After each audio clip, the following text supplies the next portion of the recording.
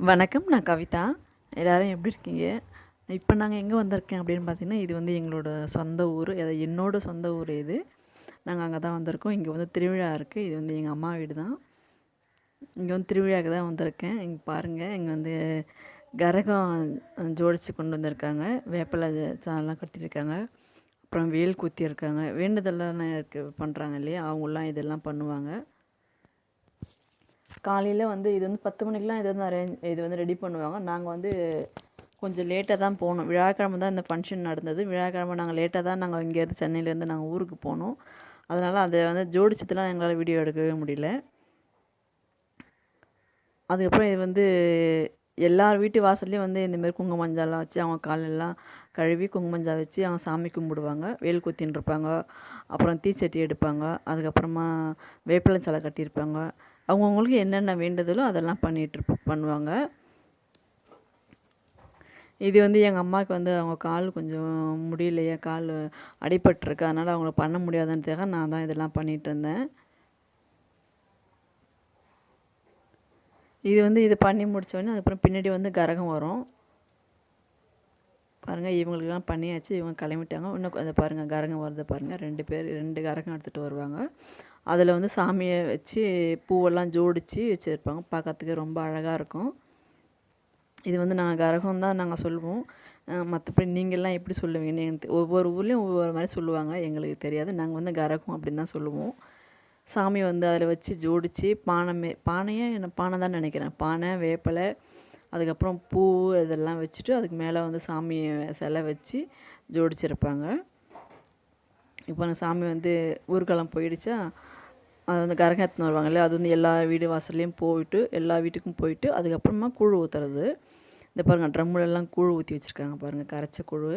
இந்த வந்து பாத்திரத்தில் வந்து எல்லோரும் வீட்டிலேருந்து கூழ் எடுத்துன்னு வந்திருக்காங்க. மேலே வந்து சாதம் வச்சுருக்காங்க. பச்சரிசி சாதமும் குழம்பும் வச்சுருக்காங்க. அது கீழே வந்து அந்த பானையில் வந்து கூழ் வீட்டிலேருந்து கரைச்சி எடுத்துன்னு வந்து இந்த சாமிக்கு வைப்பாங்க.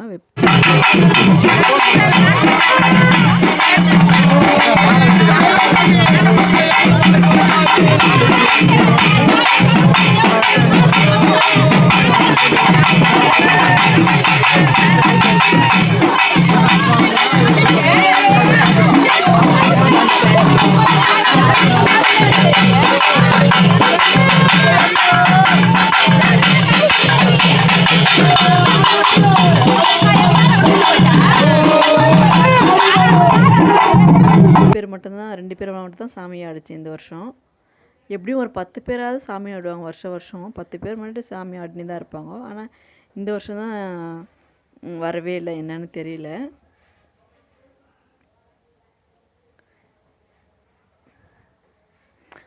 மஞ்சள் தண்ணி வந்து எல்லார் மேலும் தெளிப்பாங்க. தெளிக்க தெளிக்க வந்து சாமி ஆடினே இருப்பாங்க.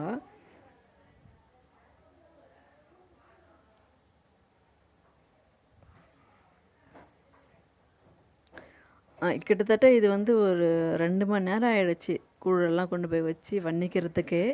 ஏன்னா சாமி வந்து உத்தரவு சொன்னால் தான் கூழ் ஊற்றணும்.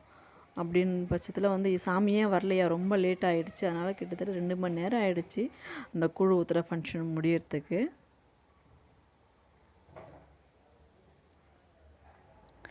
கடைசியாக இவங்க மேலே தான் வந்தது.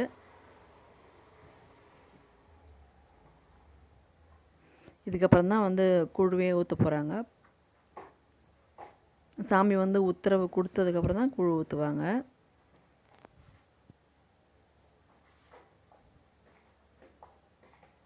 இந்த ஃபங்க்ஷன் வந்து எல்லாருமே வந்திருப்பாங்க.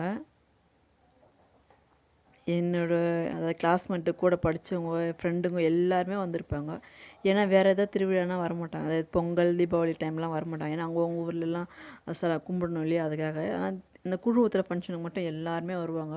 இந்த ஃபங்க்ஷனுக்கு போனோம்னா நம்ம எல்லாருமே பார்க்கலாம். நம்ம ஊர் ஜனங்கள், நம்ம கூட படித்தவங்க, நம்ம ஃப்ரெண்ட்ஸுங்க, இதுமாரி எல்லாருமே வந்திருப்பாங்க. நானும் அப்படி தான் போயிருந்தேன். நான் வந்து ஏன்னா எல்லாரையும் போய் பார்க்கல. ஒரு 2-3 பேர் தான் வந்திருந்தாங்க. மற்ற ஒரு 4-5 பேர்லாம் வரல, என் ஃப்ரெண்டுங்களே. இருந்தாலும் வந்து நம்ம எப்போயாவது வருஷத்தில் ஒரு டைம் நம்ம போகிறோம் இல்லையா, அதனால் எல்லாருமே பார்ப்பாங்க, எல்லாருமே பேசுவாங்க. நம்மளுக்கு நம்ம ஊருக்கு போனாவே ஒரு சந்தோஷமாக இருக்கும் எல்லாரையும் பார்த்து பேசுகிறதுல.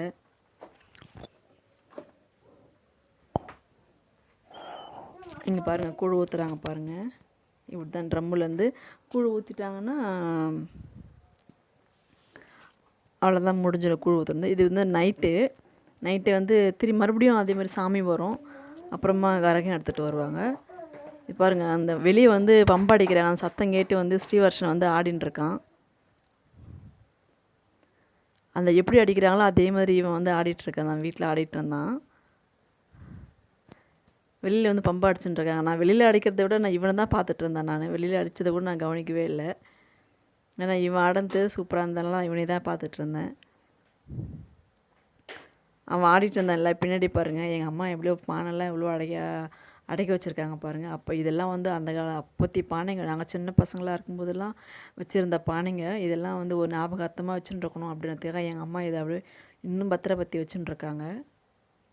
பாருங்கள், சாமி வந்துடுச்சு. சாமி வந்து வண்டியில் வரும். கரகம்லாம் போயிடுச்சு. பின்னாடி வந்து சாமி வரும்.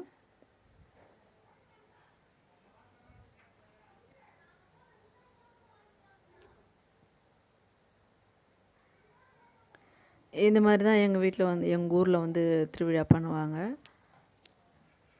ஒவ்வொரு ஊர்லேயும் ஒரு மாதிரி இருக்கும். ஆனால் எங்கள் ஊரில் இந்த மாதிரி தான் பண்ணுவாங்க.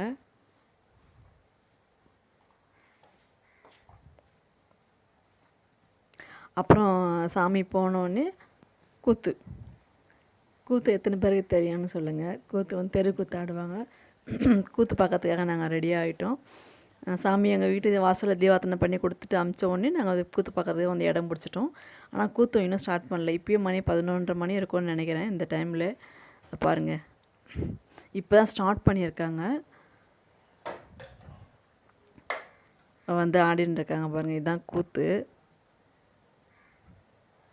கொஞ்ச நேரம் தான் நாங்கள் வந்து கூத்தையே பார்த்துட்ருந்தோம். அதுக்குள்ளேயே மழை வந்துடுச்சு. குழந்தைங்களாம் வச்சு நான் வெளியில் உட்கார முடியாது இல்லையா, அதனால் நான் எழுந்து நான் வீட்டுக்கு போயிட்டேன். ஆனால் வீட்டுக்கு போனதுக்கப்புறம் பார்த்தா மழை நின்றுட்டுருக்குது. எல்லாருமே கூத்து பார்த்துருக்காங்க. நான் வந்து கொஞ்ச நேரம் தான், இந்த லேடிஸ்லாம் கெட்டப் போட்டுன்னு ஆடுறாங்களே, இது மட்டும் தான் நான் பார்த்தேன். ஆனால் சூப்பராக இருந்திருக்கும் பார்த்துருந்தா. நான்லாம் கூத்து பார்த்து பல வருஷம் ஆகுது. எனக்கு பார்க்கணுன்னு ரொம்ப ஆசையாக இருந்தது. அதுக்காக தான் நான் வந்து இங்கே வந்திருந்தேன் கூத்து பார்க்கறதுக்கு. ஆனால் வந்து மழை வந்துடுச்சு, குழந்தெல்லாம் வேறு இருக்காங்கன்றதுக்காக தான் நான் குழந்தைய தூக்கி நான் வீட்டுக்கு போயிட்டேன். இங்கே பாருங்கள், எல்லோரும் உட்காந்து பார்த்துட்டு இருக்காங்க. இது வந்து ரோடு, ஆனால் ரோட்டில் யாரும் உட்காரக்கூடாதுன்றதுக்காக எல்லாமே ஓரமாக உட்காந்துட்டுருக்காங்க. ஏன்னா வண்டி போகும் வரும் இல்லையா, அதனால்.